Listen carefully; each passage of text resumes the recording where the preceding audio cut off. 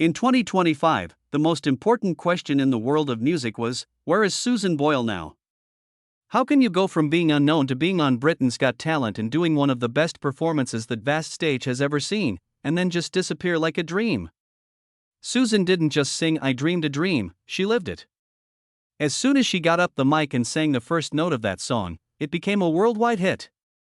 She went from living a modest life in her birthplace in Scotland to being one of the most popular singers in the world in just one night. Since that amazing first performance, Susan has put out CDs, toured the world, and inspired millions with her voice and her dedication. But then the cameras moved on to something else. Something else new. It seemed like Susan and a million other things that should have stayed important were forgotten. Susan Boyle was born in the early 1960s on April 1 at a small hospital in a community in West Lothian, Scotland. She was the ninth child in her working-class family and the youngest. Bridget, her mother, was in her late 40s when she had her. Having a baby at such age was exceedingly dangerous at the time. Bridget, who was very religious, refused to end the pregnancy even though doctors told her it could be risky for both her and the baby. The Boyles lived in a little house in Blackburn. They didn't have a lot of money, and having another child made things extra worse. Susan felt like she didn't belong from the start. This feeling would stay with her for a long time. It was hard for Susan to be born. Susan's birth was perilous since her mother was sick, and for a brief period, Susan didn't get enough oxygen. Susan's parents were told by doctors that she had moderate brain impairment. The harm was worse at home. Patrick, her father, had fought in World War II and came back a very different person. He often looked angry and unstable. Their home, which was already crowded and poor, became a scary place. Sometimes, Susan was the object of her father's anger. She felt pain in both her body and her mind. Susan later claimed she loved her father and thought he was fighting conflicts inside himself that he couldn't win. However, those unpleasant experiences made it hard for her to trust people later in life. School didn't help much either. For most of her life, she was known as someone who had a mental problem. Teachers at school said she was a slow learner. She had a hard time keeping up in school. And the teachers didn't know what to do to aid her. Other kids teased her, and she often felt like she didn't fit in. Every day, people made fun of her. She had a disease called epilepsy that made her faint, and her classmates laughed at her when it happened. They dubbed her names like Susie Simple and Touchy. The teachers didn't keep her safe. They struck her with belts, sometimes every day.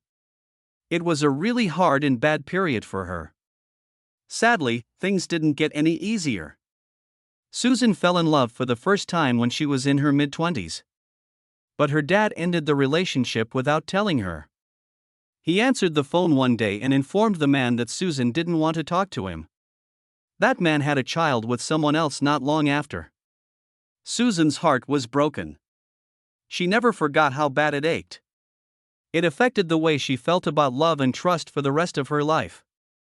Susan stayed at home when her 8 brothers and sisters moved out and established their own lives. She was the one who looked after her elderly parents. She looked after her father till he died and then stayed to look after her mother, Bridget, until she died at the age of 91. Susan's world got incredibly tiny.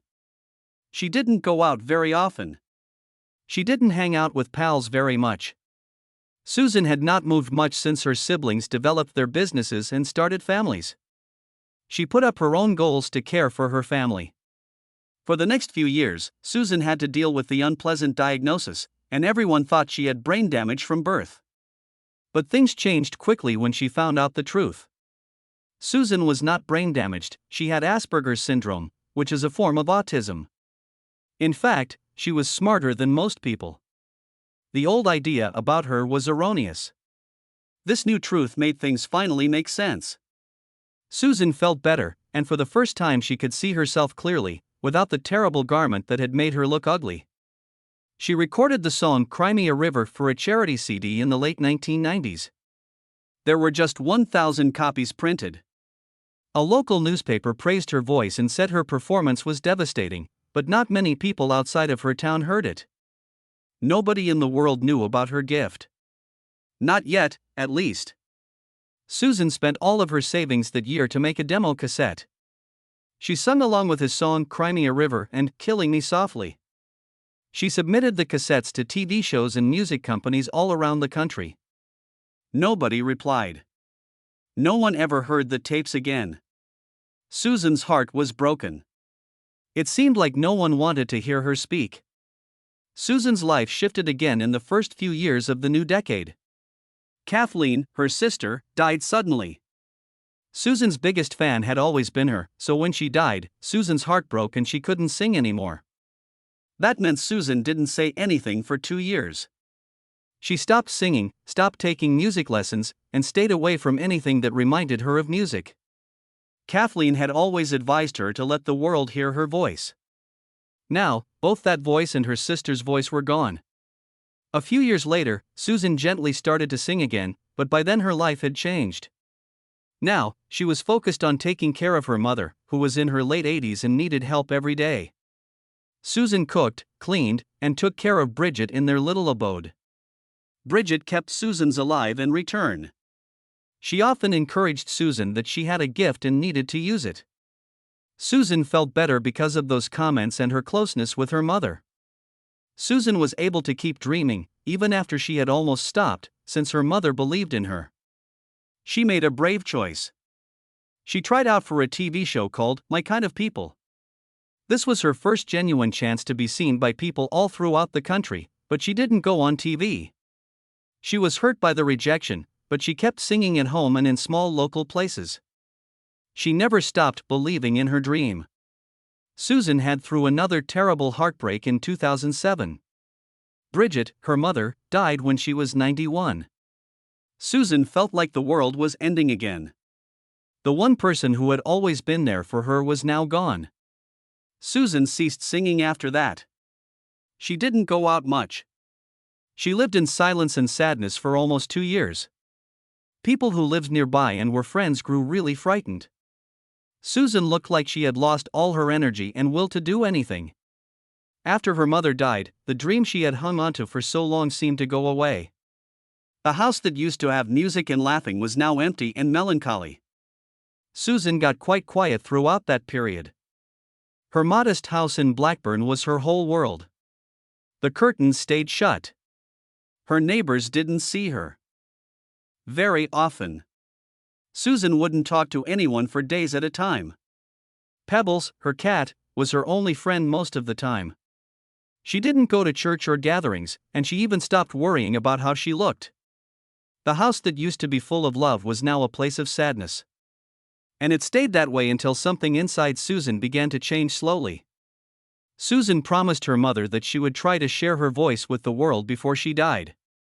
So she resolved to honor her word in 2008.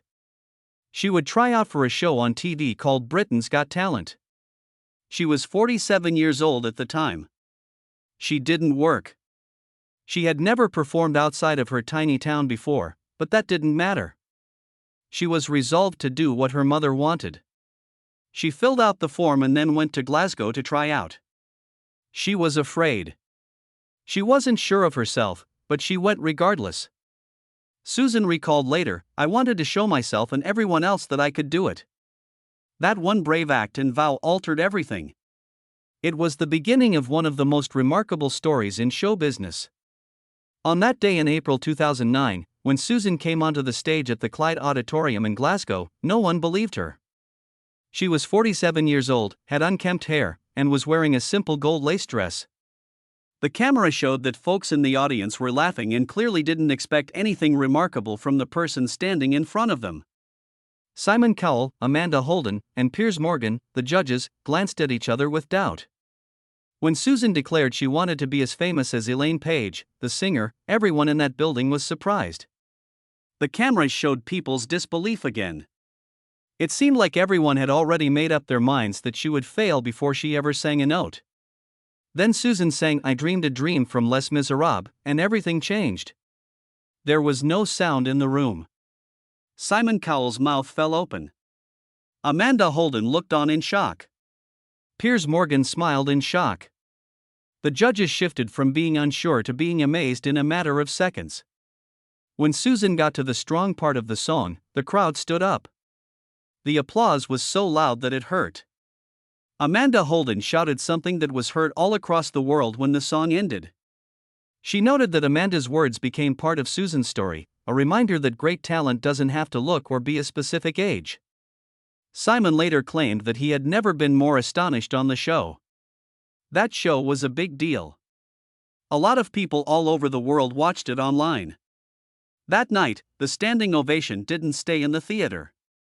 The next morning, videos of her audition were all over the internet.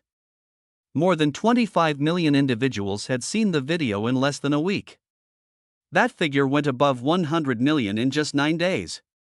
CNN, BBC, and the New York Times were among of the news groups that talked about her. People all throughout the world were moved by Susan's voice. Susan's audition became a sign of hope and of breaking the rules in the entertainment industry. One night transformed Susan's life. Demi Moore and Ashton Kutcher, two well-known persons, talked about her online. By the middle of April, she was the most talked about person on social media. People were watching her audition video more than 1 million times an hour. Around the world, news shows wanted to have her on. She was even asked to come on the Oprah Winfrey Show. More than 50 countries' reporters wanted to talk to me. Her little chapel in Blackburn, Scotland even became a tourist site. People from as far away as Japan came to see it. Susan went from living a tranquil life to becoming a world-famous sensation in just a few days. In late May, she came back for the semi-finals of Britain's Got Talent. This time, she sang Memory from the musical Cats. She was the last act of the night, which made the wait much more difficult. But the magic came back when she started to sing. The crowd cheered loudly. Amanda Holden, one of the judges, commented that her performance was absolutely amazing. Susan won more votes than anyone else that night. She showed everyone that her initial audition wasn't a fluke. Everyone felt Susan would win before the last episode at the end of May. Her chances were the best, and most of the people who bet on her thought she would win. By that time, around 200 million people had seen her audition tape. People in her hometown cheered her on at pubs and community centers. There were so many people who wanted to see the final that it was streamed live online for the first time. But a lot of people were stunned by the ultimate results. Only a small number of the more than 17 million individuals who watched voted for Susan. Diversity, the dancing ensemble, won. Susan came in second place. People all over the world were shocked. People were talking about the result even in other countries. Susan was still kind and polite. On live TV, she told the winners, the best people won, and congratulated them. Still, a lot of admirers were quite sad. Fans didn't know that Susan was the most heartbroken person of all. After the concert, word spread that she had grown angry backstage. Some sources reported she ran down the corridor and said, "I hate this show." Some people stated she threw water on someone and yelled at the hotel workers. Some people close to her believed these stories were exaggerated, but they indicated how much stress she was under. A few days later, the country woke up to news that shocked them. Susan had been sent to a private hospital in London. Celebrities and even members of the royal family resorted to this exclusive clinic when they needed treatment. The night before, about 20 million people had seen her lose the last game. It had really hurt her. She cried, yelled at the producers, and then passed out. They phoned paramedics, and she was brought to the clinic. The doctors stated she was tired and suffered a mental breakdown. Susan was very famous at this point. People all over the world were watching her audition video. The British Prime Minister even sent her good wishes, but the press were full of rumors concerning her health. Some reporters even tricked her family into giving them tales. One individual even acted like they wanted to marry her simply to see what she would do. The British media watchdog body got involved. They told media that it was against the norms to infringe someone's privacy, especially when it came to mental health. The media woke up at this point. It illustrated how bad it might be to get famous all of a sudden. Simon Cowell, one of the show's judges and producers, said that things had gone too far. He told Susan's family for the first time that she didn't have to go on the tour for the show if she didn't want to. People on the show usually must join the excursion. Simon later recalled that week was one of the hardest of his life. He took full responsibility and said he was wrong. His choice changed the way stars are treated in the entertainment business. Everyone expected Susan would be in the clinic for a long period, but 3 days later she shocked everyone by declaring she would go on the tour after all. People were amazed by how quickly she got better. Later, she talked about how afraid she was. While she was in the clinic, she didn't have a phone, a TV, or anyone to talk to. For 2 days, she felt disoriented and didn't believe anything. But she realized she was just really weary and wanted to sleep. People thought it was gutsy and powerful of her to choose to come back. Her family and supporters stood by her and were proud to help her make a return. Susan didn't simply come back, she blew everyone away. She played in 20 of the 24 concerts. She sung in locations like Aberdeen, Edinburgh, Dublin, Sheffield, Coventry, and Birmingham on the Britain's Got Talent tour. People stood up and cheered for her. The reporters claimed she looked like a pro. The tour was a big hit with fans and with Susan. No one imagined what would happen next when she put out her first album, I Dreamed a Dream, in late November 2009. In the UK, she sold more than 400,000 albums in just 1 week. That beat Leona Lewis's record. She actually sold more than the top 5 albums in the country put together. She sold more than 700,000 albums in her first week in the US. It was the best first week for a solo female vocalist since the early 1990s, when music sales started being tracked. In its first week, the album sold more than 2 million copies around the world. Susan had sold more than 10 million albums by the end of that year. She even sold more than huge names like Eminem, Rihanna, and Lady Gaga. Amazon reported that her record had the highest pre-orders ever because there was so much interest. Some businesses couldn't even keep it in stock. She didn't stop being successful after one album.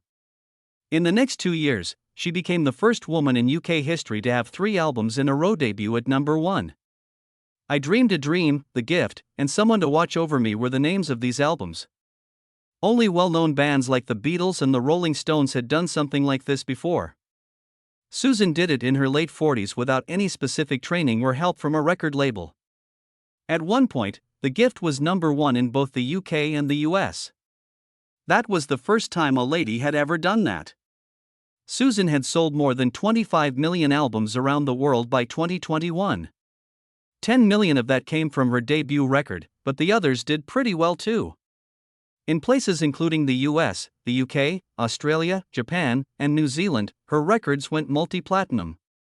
In the US, I Dreamed a Dream went platinum 4 times, and in the UK, it went platinum 7 times. It didn't end there. For the late Queen Elizabeth's Diamond Jubilee, she sang Mull of Kintyre at Windsor Castle. The Royal Scots Dragoon Guards came with her. Susan Boyle was now a real national treasure. She also made a lot of money. She made the same amount of money in her first year as she does today, which is more than $8 million. She lived in a small government-supported home in Blackburn, Scotland, and got by on disability payments until she became famous. By the end of 2009, her first album had sold more than 9 million copies, and her net worth was between $35 and $40 million.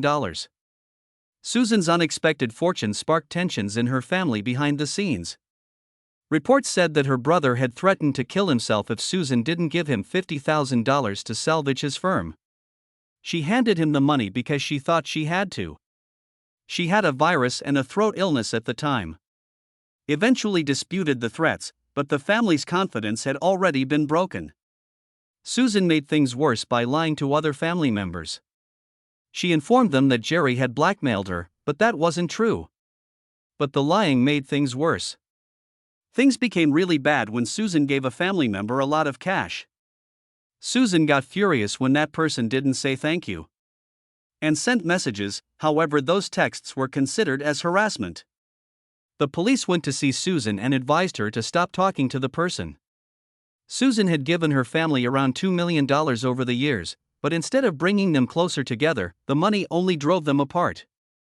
She found out she had type 2 diabetes, which was bad for her health. Doctors told her she had to modify her ways or she could lose everything, even her ability to sing. She stopped eating specific kinds of food and lost roughly 50 pounds in a short amount of time. Then COVID came, and physicians told her that a mild ailment may turn into something very serious. Susan stayed inside and followed the instructions for safety. At this point, Susan, who was 53 years old, had found love for the first time in her life. While on tour in the US, she met a nice doctor in Florida. He didn't know anything about her music, but he recognized her and struck up a nice conversation, which led to something more. Susan stayed basic and down to earth, even though she was famous and rich. She made more than $20 million from her songs and tours, yet she still lived in the same modest house where she grew up. It cost her $65,000. She later acquired the house next door for a little over $100,000 to have extra room. She didn't spend a lot of money on herself, merely a few £100 a week. She handled her own shopping and stayed away from extravagant stuff. These decisions helped her stay true to her roots. Susan had a stroke in April 2022. It almost took her voice away and made it hard for her to talk. She had to work hard to get better for more than a year, but she did. She came back to Britain's Got Talent in June 2023 and sang "I Dreamed a Dream." The people in the audience stood up. And a lot of people cried. Simon Cowell claimed it was the most emotional performance he had ever seen. Susan showed that optimism and strength can help someone get through even the worst moments. It took her a long time to become better.